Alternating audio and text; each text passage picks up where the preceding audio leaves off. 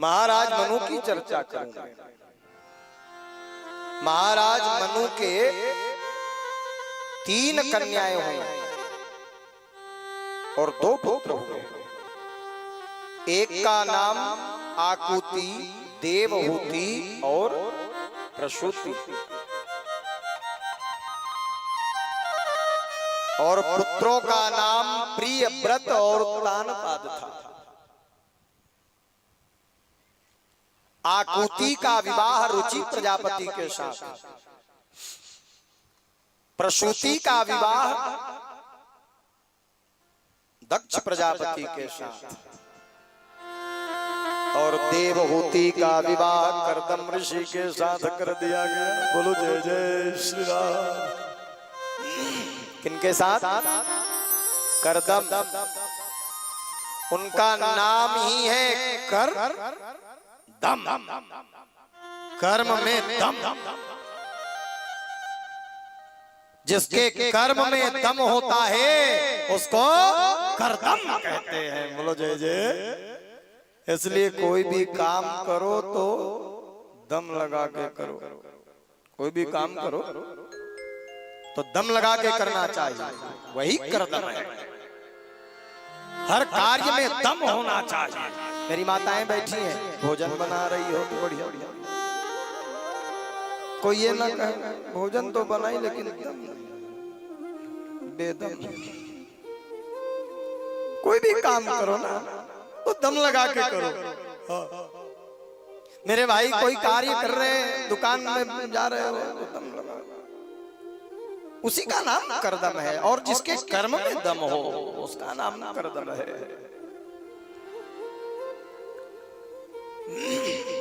अभी जैसे कथा करा रहे हैं हमारे गजेंद्र जी बाबूजी, लोग कहे कथा कराई बढ़िया दम लगा, दम लगा, बढ़िया दम लगा के कथा कराई, लेकिन काय कर दो वो पंडित लाने रीते में दम नहीं रही।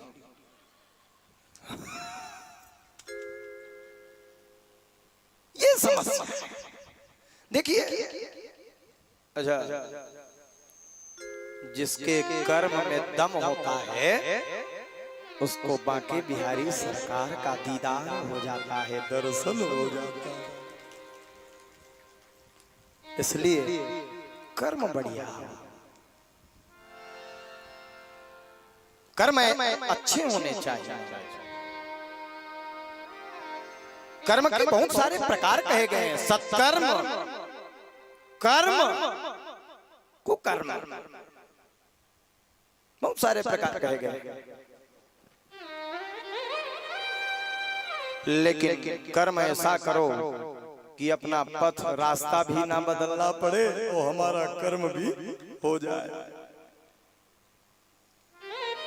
ए जी कर्म करो पर ध्यान रहे पथ छूटे ना। ए जी कर्म करो पर ध्यान रहे पथ छूटे ना। अब इतनी देवो हवा गुब्बारा फूटे ना। इतना ही हवा भरो गुब्बारे में, क्यों फूटे ना। उसी का नाम कर्दम है। कर्दम, कर्दम जी ने 1000 वर्ष तक तपस्या करी, 1000 साल तक तपस्या करी। और महाराज भगवान प्रकट हुए, भगवान से आशीर्वाद मांग लिया, भगवान से वरदान मांग लिया। किसका वरदान मांगे? मोर बिहाव हो जतीस महाराज 1000 साल के बाद। क्या वरदान मांगा? विवाह हो जाता, पत्नी मिले तो थोड़े ढंग और। अच्छा, पत्नी किसे कहते हैं? कौन है पत्नी? जो कभी पति का पतन ना होने दे उसका नाम पत्नी है। बोलो जय जय श्री राधे।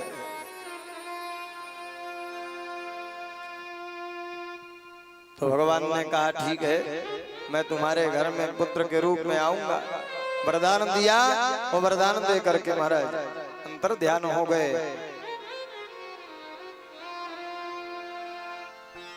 और महाराज मनु की पुत्रियां, जिनमें से एक का नाम था देवहूति। क्या नाम था? जोर से बोलो। करदम जी के विषय में तो मैंने बताया। और देवहूति का क्या अर्थ है? देवताओं को जो आहूत हो, देवताओं को जो प्रिय हो, उसका नाम देवहूति है। हाँ, रोज माताओं को ना देवहूति की तरह होना चाहिए, रोज आहुति देना चाहिए, भाइयों को भी देना चाहिए। सब भाइयों को करदम होना चाहिए और माताओं को देवहूति होना चाहिए। देवहूति का तात्पर्य समझते हैं? किसे कहते हैं देवहूति? रोज भगवान की सेवा करती थी, इतनी पूजा ना पाठ, रोज हवन करती थी। अच्छा, ऐसे भी ना मनुष्य को प्रतिदिन हवन करना चाहिए, रोज हवन करना चाहिए। कौन कौन करते हो हवन? हाथ ऊपर करो तो।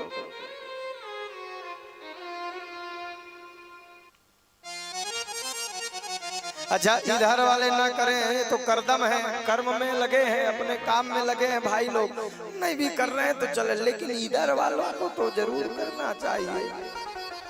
माताओं से निवेदन है, पहले के माताएं रोज हवन करती थी। हाँ, हमारी दादी, हमारी माता श्री। अब आजकल के हवन हवन है, करना नहीं है। अब पहले कैसे हवन होता था? अच्छा, हवन कुंड बना के ही हवन करो, ऐसा नहीं कह रहा हूं बड़ा सा हवन कुंड बनाओ, ऐसा नहीं है।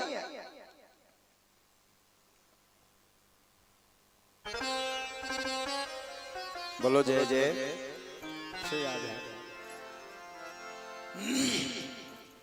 ते हवन करता नहीं कर रहा, करना चाहिए ना। पहले के जमाने में रोज हवन किया करते थे लोग, मेरी माता जी करती थी। अच्छा, यहाँ बहुत सारी माताएं बैठी हैं, भले इनको मालूम नहीं ये भी हवन करती थी। अच्छा माता जी, चूल्हा में रांधे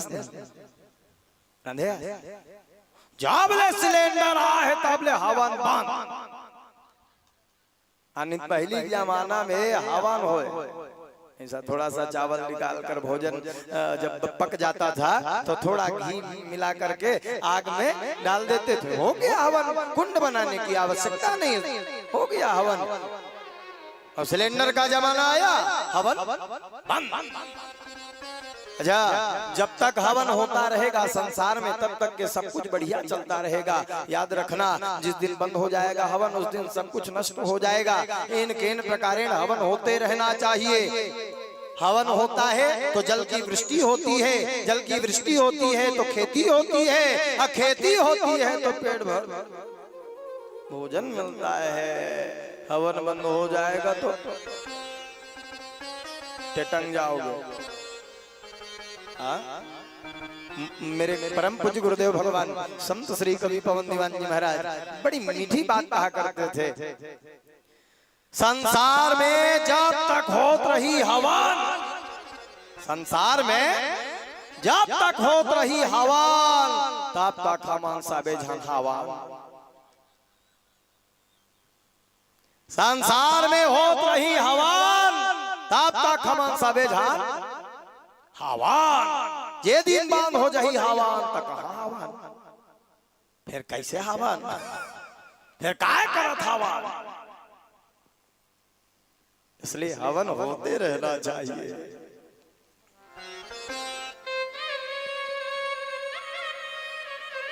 देवहूति हो जाए। अभी भी अब सिलेंडर का जमाना है तो मेरी माओं से निवेदन है कि घर में एक छोटा सा चूल्हा जरूर रखो, थोड़ा अग्नि प्रज्वलित करो। और चूल्हा नहीं तो कम से कम सिगड़ी रखो, सिगड़ी नहीं रखो तो हुमाई रखो, छोटा सा इतना। अब भोजन बनाने, जब भोजन पक जाए तो थोड़ा सा ही दूसरा चावल भोजन भात, उसमें थोड़ा सा घी और घी मिला करके भगवान को अर्पण करें, हो गया हवन। मैं आपको कुंड बना के हवन करने की विधान नहीं निवेदन कर रहा हूं। प्रतिदिन देवहूति बनने का प्रयास करें। देखना जिस घर में प्रतिदिन, पहले के जमाने में तो लोग क्या करते थे, मुट्ठी निकालते थे। मुट्ठी किसी को मालूम है? मुट्ठी है? एक दो और कोई इधर वाले? पहले के जमाने, अच्छा हमको बुलाते थे लोग, महाराज मुट्ठी लगे राजा। चावल जब धो कर आप डाल दिए बर्तन में, वहां से एक मुट्ठी निकाल करके एक मटकी रखते थे।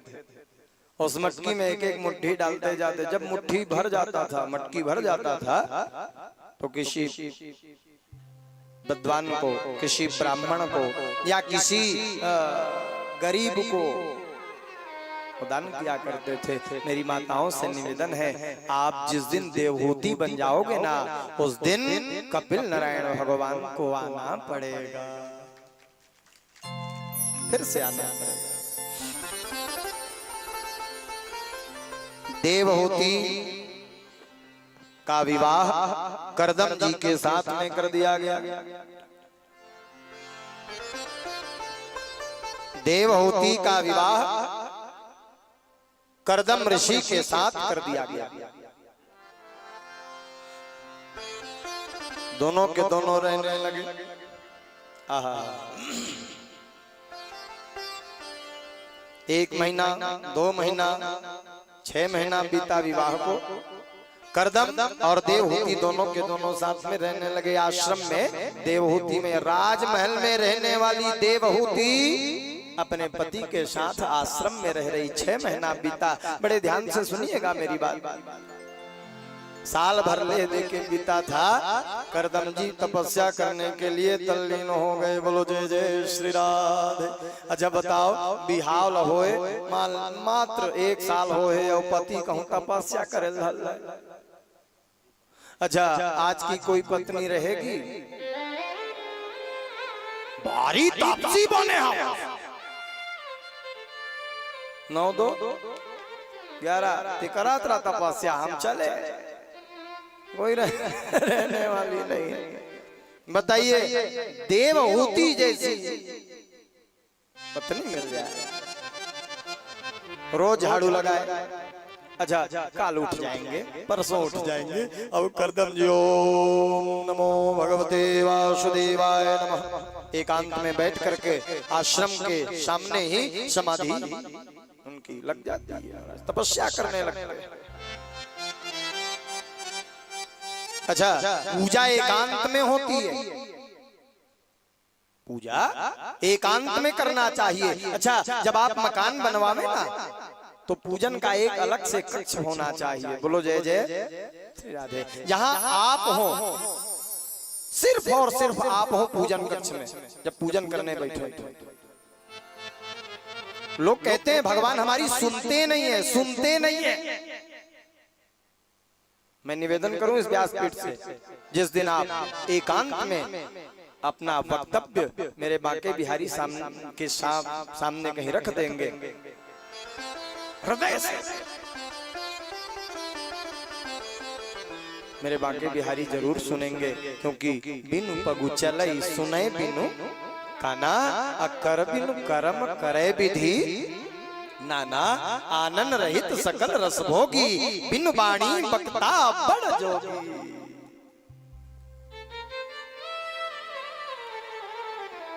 पूजन एकांत में होना चाहिए। क्या?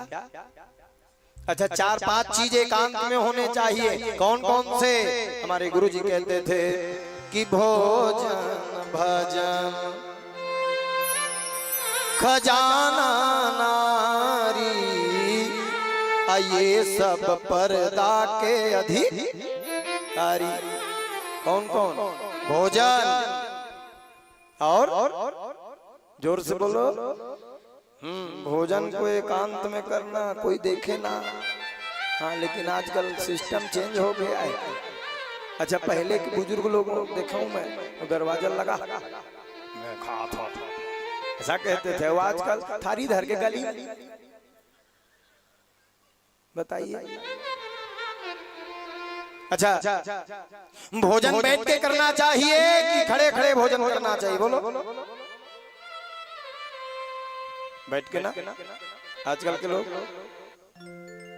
अच्छा, आदमी खड़े खड़े खाता है कि जानवर है? तब आप अपने आप में अब डिसाइड कर लो कि आप आदमी हो कि। बोलो जय जय। मैं क्यों बोलूं भाई? बैठ जाइए, बैठ के भोजन करिए, प्रेम से पाइए।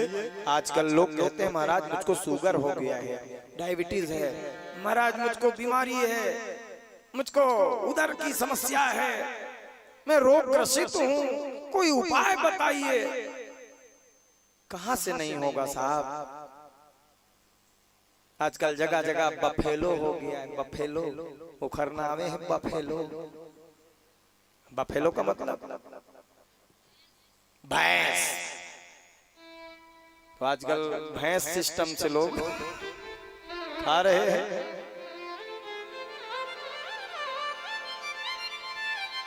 मेरा निवेदन है, एकांत में भोजन होना चाहिए। भोजन भजन, और भजन भी एकांत में होना चाहिए।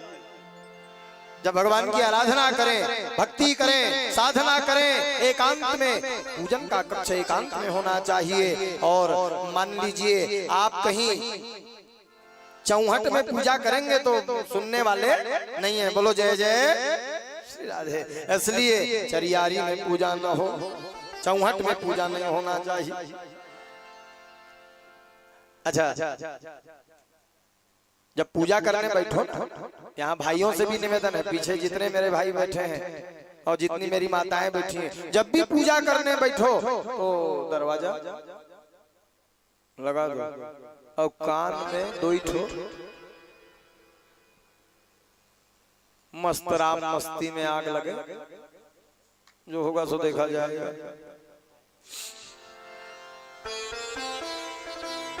अब मान लो घर में कहीं सबके कई लोग तो दिखाने के लिए पूजा करते हैं, मैं रोज पूजा करता हूं।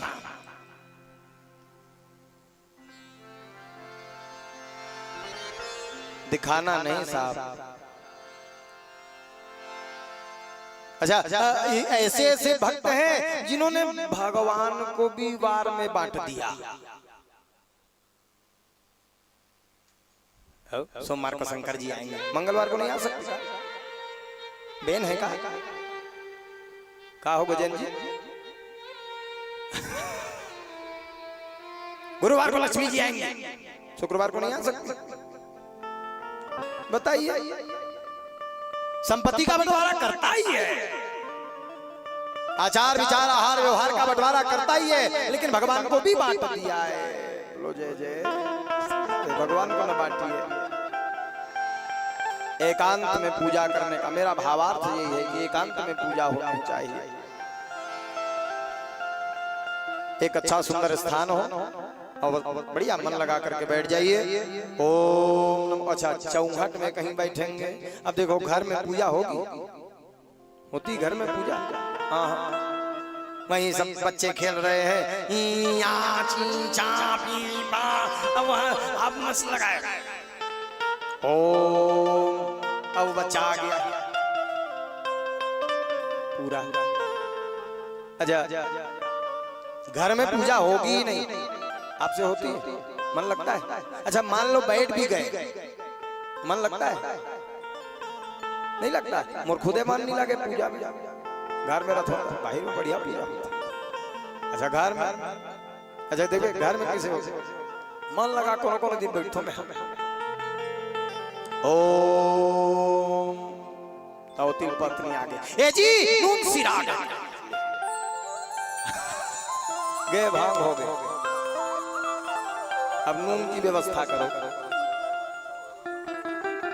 अब फिर मन लगा के बैठे। ओम नमो भगवते वासुदेवाय। उधर से माता जी मेरा चश्मा टूट गया बेटा, चश्मा की व्यवस्था करो। फिर मन लगा के बैठे, पिताजी आ गए, बीपी गोली सिरा के बाबू, तो उनके लिए बीपी गोली की व्यवस्था करो। मन लगेगा, एकांत में होना। भोजन भजन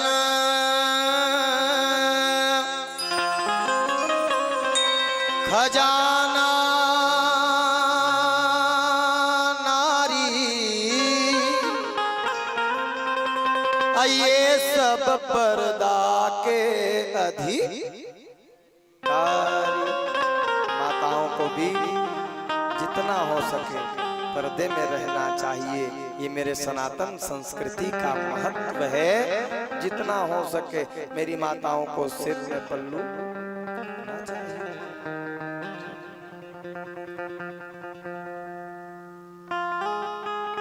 मैं अपन डोकरी दाइल देखे बाबूजी, वो जब मूल ढाके ना ता यहाँ से यहाँ तक किसे और रेंगे किसे तय कर झिर्री लगा रेंगे रेंगे बा आपका दूर है झिर्री लगे, जैसे चश्मा लगा ना ऐसे झिर्री लगा रहा।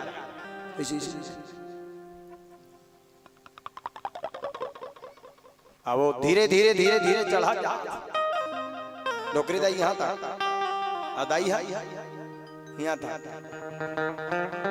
अभी एक जना आए थे कर लगा था, एक दिन लगा रहेगा, हमें कहे एक आए सर में पल्लू होना चाहिए जी। हमें कहा सर एक चेथी है, यही पल्लू रखा आ जा रहा है। एकांत में पूजा होती है, चार चीजों को पर्दे में होना चाहिए। बोलो जय जय श्री राम।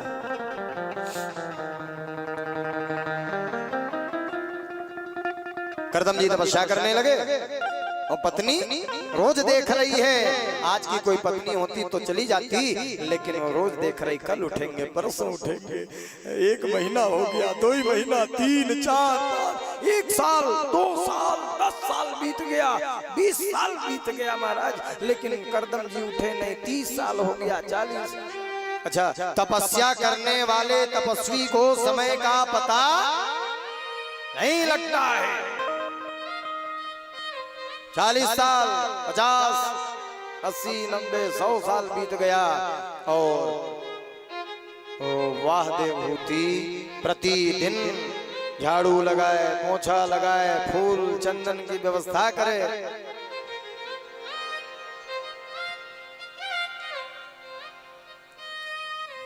डेढ़ 100 साल के बाद आंख खोले तो देखे सामने में कोई बुढ़िया है, झाड़ू लगा रही है, आंखें धस गई, गाल पिचक गया है। कौन हो देवी, तुम कौन हो? बोले रोने लगी देवहूति, रोती हुई कहने लगी महाराज मैं तो आपकी पत्नी देवहूति हूं। इतना सुनना था, इतनी सुंदरी तू कैसे हो गई देवहूति? कहने लगी महाराज जिसका पति होता है उसकी गति होती है, जिसका पति है उसकी गति है, और जिसका पति नहीं उसकी दुर्गति है। पति है तो सदगति है। इसलिए महाराज आप तो 150 वर्षों में उठ रहे हैं। रोने लगी, रोती हुई देवहूति को चुप चुप कराए और कहने लगे देवी क्या चाहिए तू ये बता। उस समय देवहूति कहने लगी क्या मेरी सुंदरता आप वापस लौटा सकते हैं? क्या मेरी जवानी, क्या वो मेरा यौवन वापस ला सकते हैं? उस समय करदम जी ने कहा चिंता मत कर देवी, योग में वो बल है, साधना में वो बल है। वहीं एक तालाब था, उस तालाब में गए और दोनों के दोनों सुंदर डुबकी लगाए और डुबकी लगा करके जब वहां से बाहर निकले तो दोनों के दोनों 21 वर्ष की अवस्था में परिणत हो जाते हैं। योग का बल है।